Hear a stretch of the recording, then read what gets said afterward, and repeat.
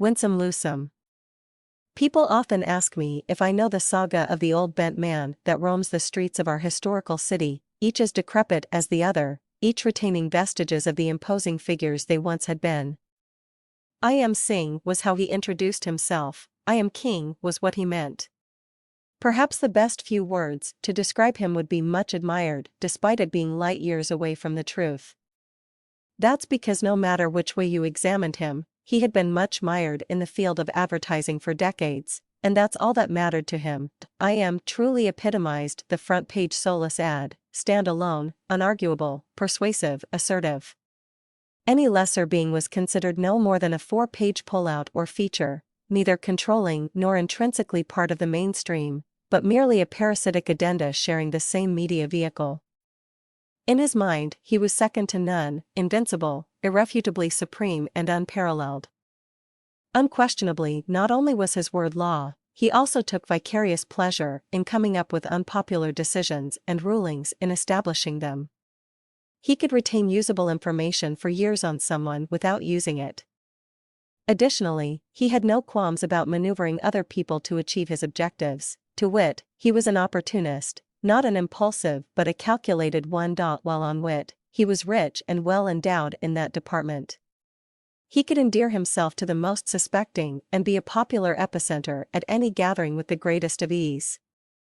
He could influence people to go out of their way to prove their loyalty, allegiance, and gratitude to him, however hesitantly, just for having touched their lives. A masterful manipulator, a tactical planner and adept executor, he was happiest and most secure in his opulent trappings both at home and away, surrounded by his familiar transparent sycophants and opaque critics. When the time came for him to seriously consider starting his own family, I.M. had planned his gambit many squares earlier. He had an industrialist friend RRM with a massive budget organized, people say, by the father-in-law, that I.M. did not initially pursue to enhance his social image. What the industrialist did not know was that the ad man was in on his gaining sexual favors from his plain Jane's wife's sister, who was fed up of RRM's flaccid advances in any case. The socialite ad man harbored no more delays, dropped anchor, distributed the ornate cards, and, using his newly found wife Kieran's influence, waltzed off with the account as a bonus. For a while, Kieran was the light of his life, a popular hostess and an able supporter of his schemes. Alas, she was able to bear him just one son Jojo, though one dare, says IK's overbearing personality, hoped to be born more. Over the years, his interest in Kieran waned, overtaken by his resolve to make Jojo an echo of his own personality. Not much was heard of Kieran thereafter, though one is sure she continued to lurk in IM's shadows. Perhaps she was relegated to the womb-to-tomb syndrome adopted by any vibrant society to anyone that does not contribute sizably to its activities. What misadventure it was for the ad man to realize that Jojo could never be as malleable and ductile, like mallards and ducks, as his heart desired. IM spared no funds or efforts to afford Jojo the best of education and exposure, but could not shake the romantic core off the ladder. Naturally endowed with good looks, Jojo was infinitely more comfortable with literature, poetry, art and music than IM's commercial world of punchlines, ad films, catchy jingles, and misleading statistics, more at home with the occasional pink champagne than a seasonal print campaign. Despite threatening strictures from his father, Jojo's passion honed in on being quite an accomplished lead guitarist who wrote his own songs, even more so when he organized, reminiscent of his father's skill, a young group of talented musicians to complete his quartet. Their aspirations to be a successful rock group continued to meet IM's stony disapproval, but there was scant little the father could do about it. Social pressure detracted him from outright disowning Jojo or evicting him from his house without further provocation. Jojo's soft exterior as a contrast to his father enjoyed a more acceptable public persona. Meanwhile, Jojo 4 music gained rapid popularity in the city, playing live at many leading watering holes and gaining commercial success that IM tried fervently to distance himself from. Unperturbed, Jojo soon inducted Nisha, an intelligent, attractive young dancer, as part of his music act. The young musician had known her family from earlier days. Nisha's mother began her secretarial career at IM's Ads Hop. Jojo and Nisha's combination on stage was so electric that they brought down the house, IMs included, wherever and whenever they performed. After this, there was no looking back for Jojo though as time had it, there was not too much to look ahead for either. The affinity between Jojo and Nisha cemented, became concrete. Sadly, IM viewed this constant albeit melodic display of union of minds and body on a daily basis as a veritable spurning of his superior values by his son. Unwittingly goaded to a fitting reaction, he publicly joshed Jojo to join him in a debate on the morality of latter-day art at the local country club, of which he was secretary. Equally fed up of the scathing asides, delivered directly at home every day, Jojo readily agreed. It's often said, in matters of the court, it's not the mover or the defendant but only the lawyers that benefit. Setting up this bout was predestined, therefore, to entertain society at large rather than settle any issues per se.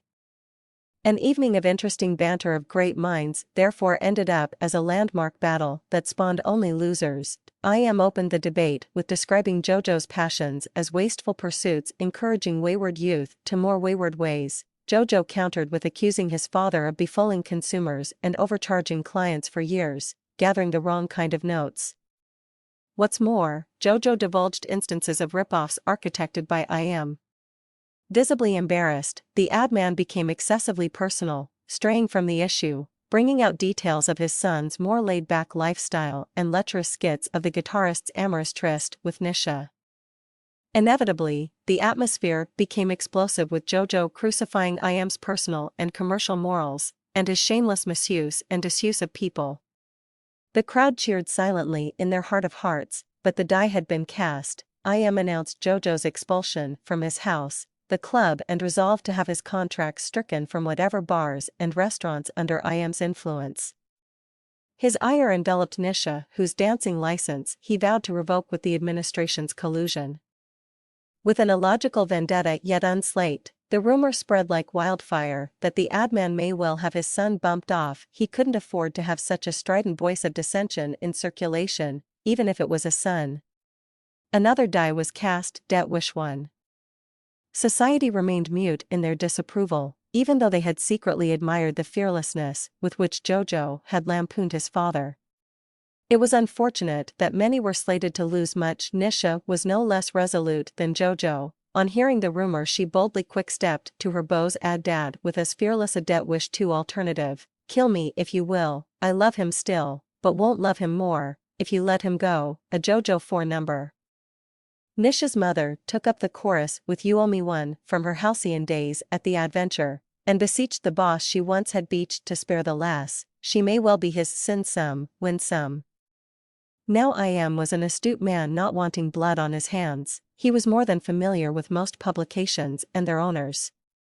Knowing the owner of Walled City News in the next town for being the perverse, and worse, martinet he was, IM made Nisha take a pledge never to contact Jojo or be seen dancing in exchange for a hellish life and employment under the WCN management. Meanwhile, Jojo 4 lost music contracts in the city, and considered migrating elsewhere.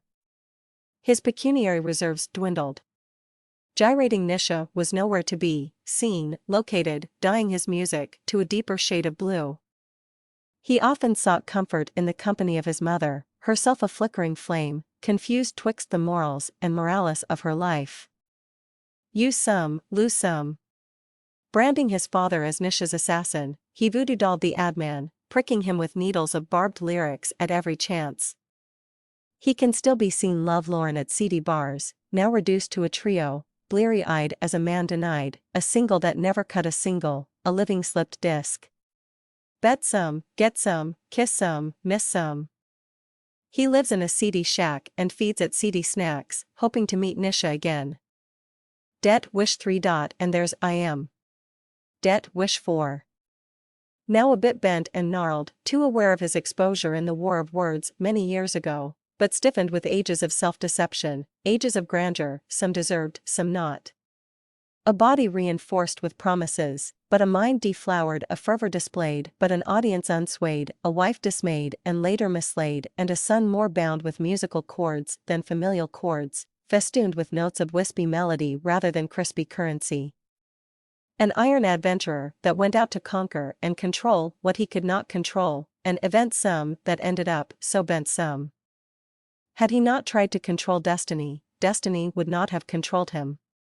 Burdened by the debt of a royal spouse for whom he scarcely cared, stooped by the debt of a dancer whose life he snared, smitten by a son he never spared, and weighed down by animosities he himself had reared, he continues a broken man, an adman so bent some.